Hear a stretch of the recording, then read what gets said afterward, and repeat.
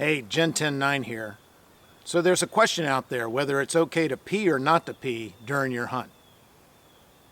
Really? Is that even a question? Well, I have a few things that you might want to consider before you ruin your hunt. Be back in just a minute.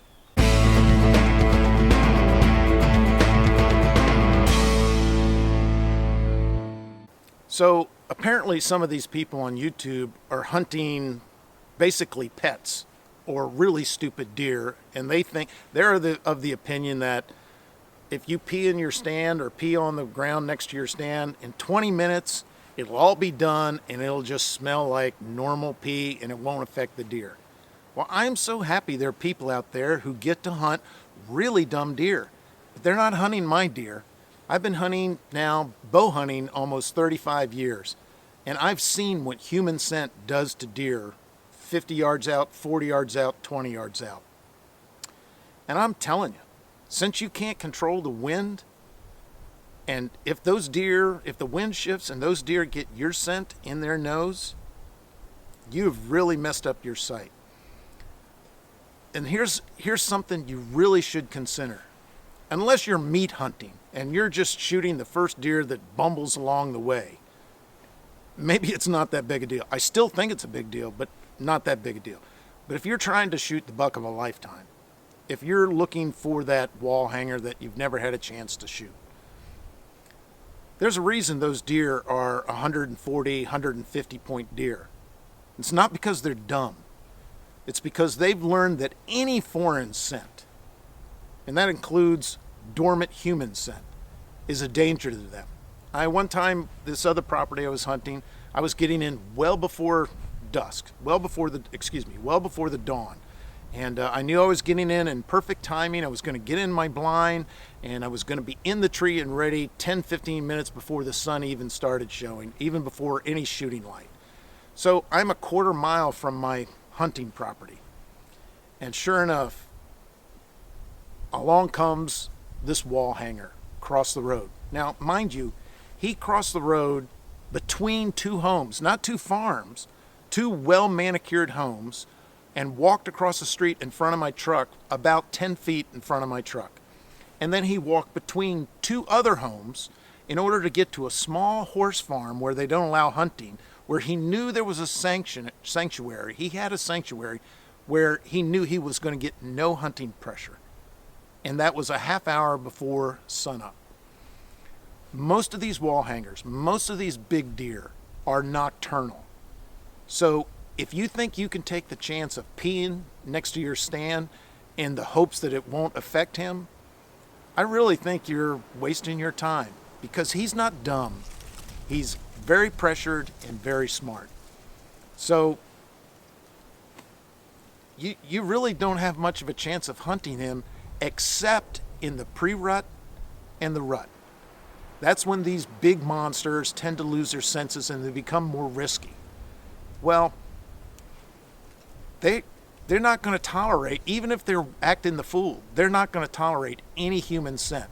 And since you and I are only hunting 3 hours after sunup or 3 hours before sundown, you're willing to risk 20 minutes in order for that. And that's what they say. It takes 20 minutes for human urine to become basically dormant and inert.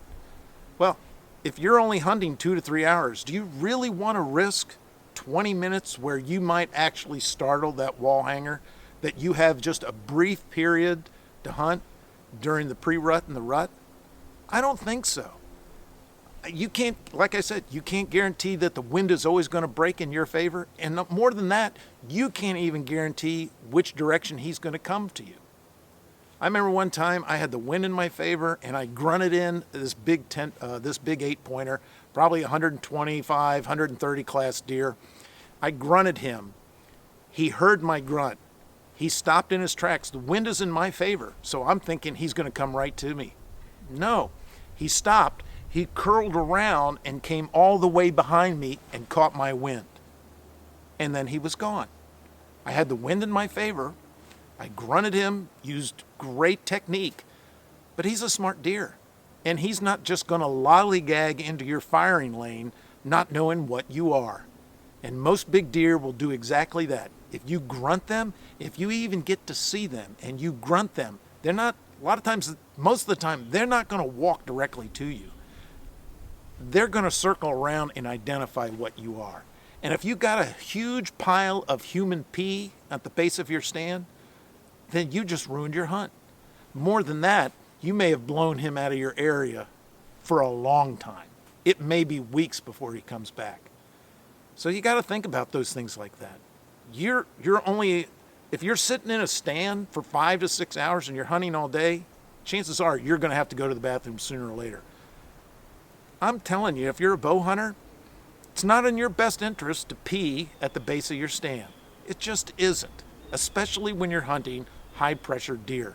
If you want to sacrifice a half hour in the belief that, well, I'll just forego hunting for a half hour until my urine becomes inert, then that's on you. But that's not the deer I'm hunting.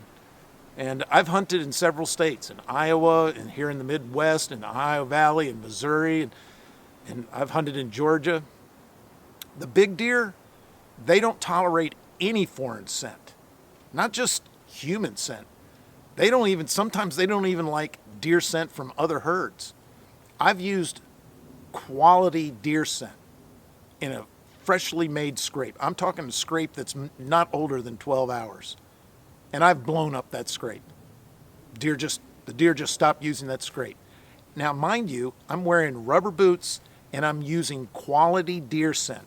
And I interject or insert foreign scent to that deer, and it blew up his scrape completely. He didn't want anything to do with that scrape after that.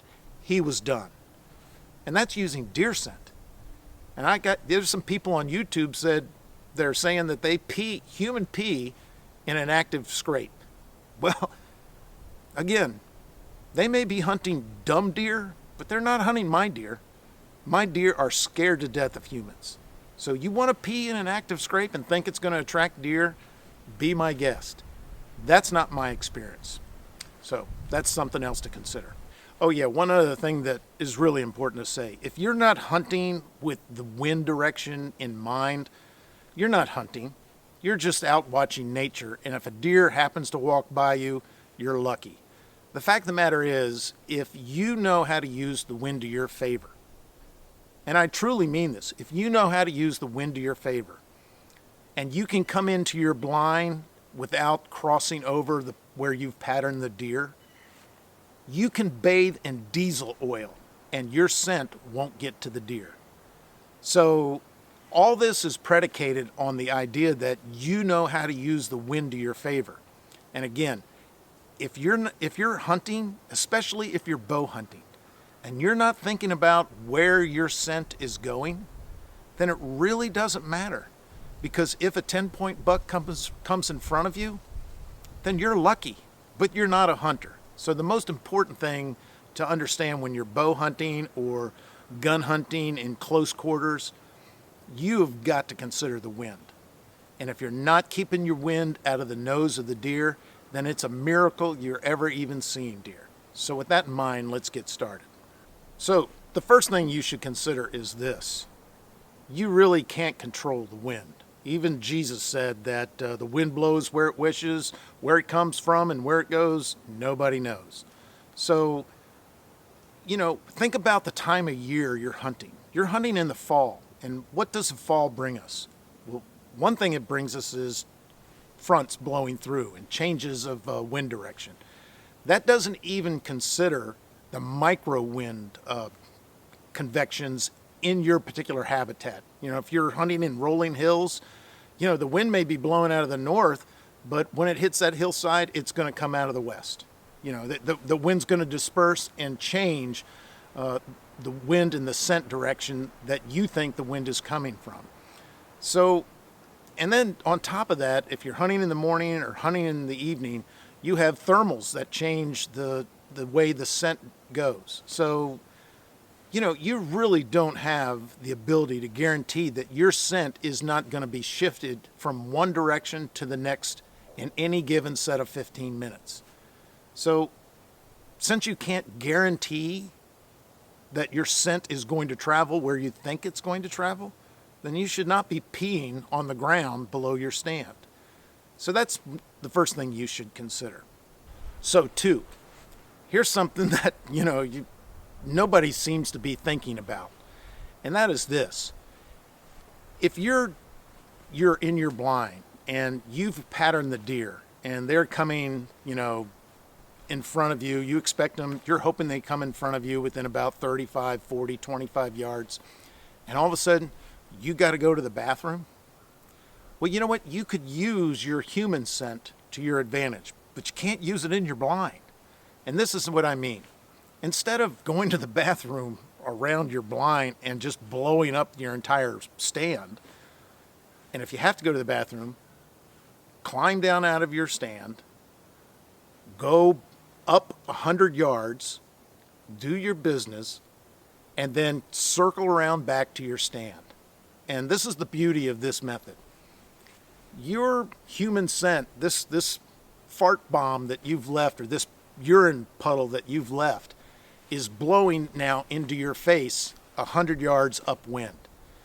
And if deer are coming and they come into that scent bloom, they think you're 100 yards up there when really you're here.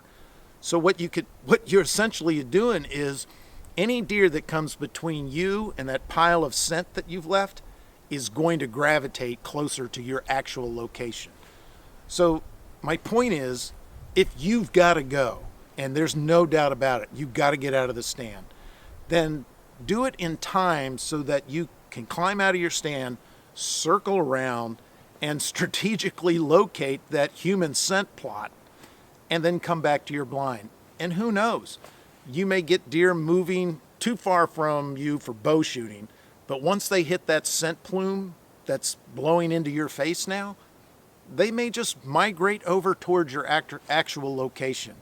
And then you've used your human scent to your advantage. So that's one thing to consider. So what's the bottom line? Bottom line is you need to really protect the scent integrity of where you're hunting. And that means not peeing at the base of your tree. That means going away, going back to your truck, or going someplace where you could use your human scent to your advantage and circling back around. But it doesn't mean peeing at the base of your tree. I'm older now, I'm in my upper 50s, so sometimes a 3-hour sit, I just got to go to the bathroom, So I've gotten to the point where I use disposable bottles, and when I'm done with them, I throw them away. And that way I'm not washing out or having to wash human urine out of some sort of container. And so that's what I got to tell you. I mean, think about it. You're only hunting a couple hours. You're only effectively hunting that wall hanger a couple of days out of the year. Is it really in your best interest to pee at the bottom of your tree? No, it's not. It's not even in your best interest to eat out of your tree. But, sometimes you get starving, so you take some snacks and eat them, and just to hold you over. Now, if you're hunting 6-7 hours, a whole day hunt, and you're up that tree a long time, you probably need to get out of your tree anyway, just to stretch your legs and get some blood flow and get something to eat. So while you're doing that, go back to your truck and go to the bathroom. But I just can't envision any scenario where it's in your best interest to destroy the scent integrity of your stand location just because you watch some YouTube video say it's okay to pee because human urine begins to smell like just any other normal wood urine after 20 or 30 minutes. After 30 years of hunting big deer, taking some and losing some because they hit my scent plume because they came from a different direction, I just can't envision any way possible that it's in your best interest to pee at the base of your stand. So with that in mind, thus endeth the lesson. Hit like if you want. Appreciate you watching the video. And may next fall, may the Lord bless you with, 150 points on the ground and something you can truly hang on your wall with pride. So with that in mind, thanks for watching and God bless.